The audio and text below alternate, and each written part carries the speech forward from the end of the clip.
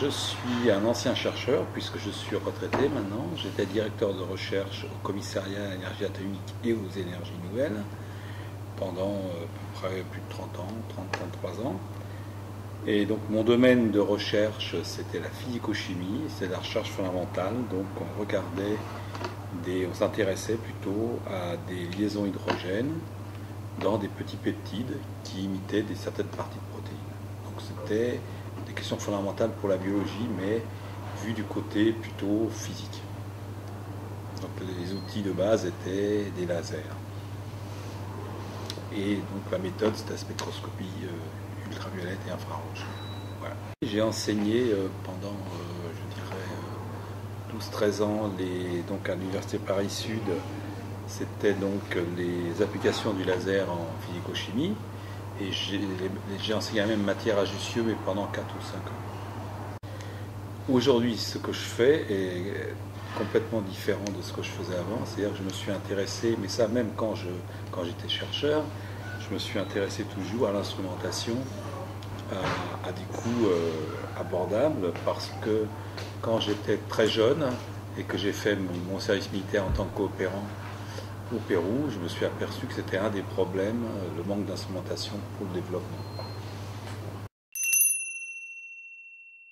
Depuis l'apparition de nouvelles méthodes comme l'électronique Arduino, l'impression 3D, la démocratisation de l'impression 3D, et d'autres méthodes participatives ou collaboratives, c'est depuis ce moment-là que ça peut prendre son essor.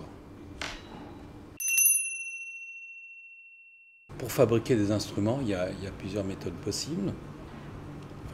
En général, on utilise des méthodes conjointes, c'est-à-dire, en général, il faut de l'électronique pour l'instrument.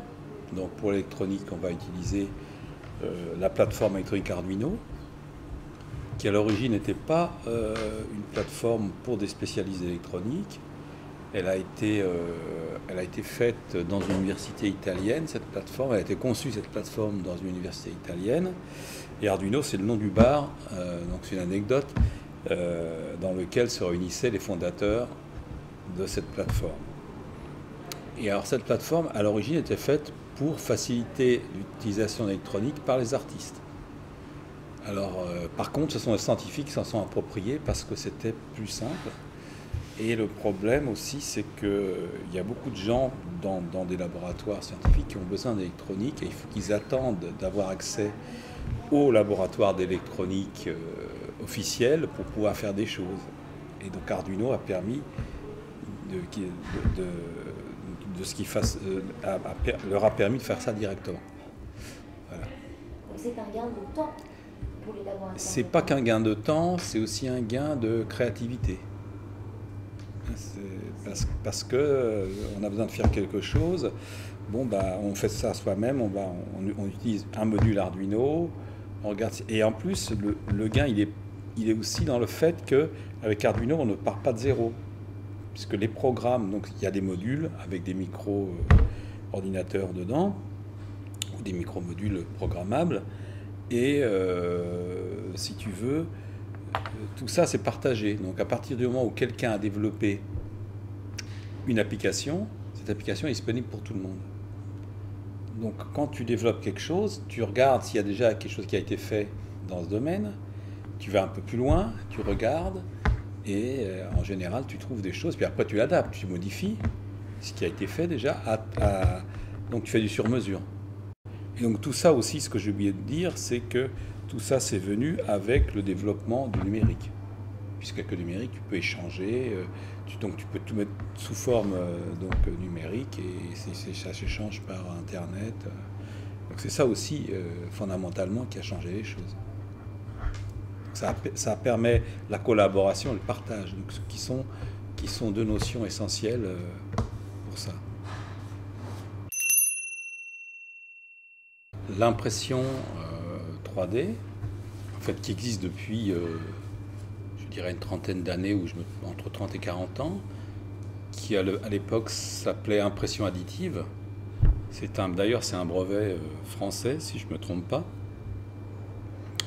Et donc, ce qui a changé, c'est effectivement le numérique, qui qui a permis de démocratiser vraiment l'impression 3D. Et ça, et en plus, effectivement, avec l'évolution des modules électroniques, ce qui fait qu'on peut faire des imprimantes 3D correctes pour moins de 1 000 euros. Alors, il y a aussi donc quelque chose d'important, c'est les micro-ordinateurs développés par une ONG qui était ce qu'en anglais on appelle une charity, parce que ça a été développé en Angleterre, qui s'appelle Raspberry Pi. Donc c'est un micro-ordinateur d'une taille d'un téléphone portable, à peu près, la carte elle fait ça. Donc il n'y a pas de clavier, il n'y a pas d'écran. Par contre, il y a une interface USB, il y a une interface Internet, et donc il suffit de rajouter, et vous pouvez prendre le chargeur d'un portable pour mettre l'énergie, pour faire marcher ce micro-ordinateur. Et donc la programmation se fait dans le langage Python. Alors les autres types d'outils, c'est la récupération de technologie, hein, qui n'est pas quelque chose de nouveau fondamentalement, puisque à l'époque où les hackers n'existaient pas, on employait le terme de bidouille en français, donc c'était les bidouilleurs. Et les bidouilleurs aussi faisaient de la récup de composants, sauf qu'à notre époque, il y a un éventail très très grand de composants de très haute technologie qu'on peut réutiliser. Et ça, pourquoi? Parce qu'il y a eu beaucoup de produits, notamment informatiques, qui sont développés en masse, et donc le prix des composants a été divisé par des facteurs très très élevés. C'est que les composants coûtent pas trop cher et on en trouve partout. Alors pourquoi faire de la récupération? C'est parce que, d'une part, c'est pour aller au-delà de la boîte noire, c'est-à-dire on démonte, puis on regarde quels sont les composants, ce qui permet de voir comment marche l'appareil qu'on a démonté, et ça permet aussi de voir ce qu'on peut faire avec le composant. Ça ne marche pas à tous les coups, mais pour beaucoup de choses, on peut faire des choses très intéressantes. Ça porte un nom, ce qu'on a fait par exemple ici dans les ateliers grand public, les autopsies technologiques.